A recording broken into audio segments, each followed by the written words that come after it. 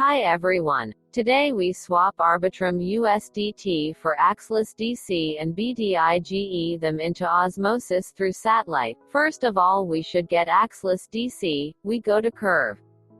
Fi, connect the wallet, select our chain and USDT, select Axelis DC in the second window.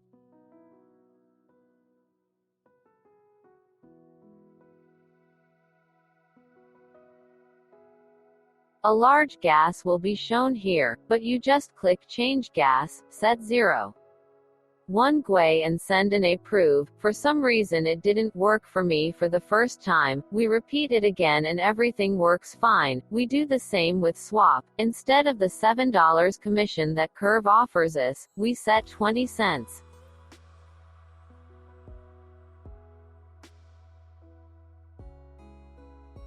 The swap happened instantly. Now we go to satellite.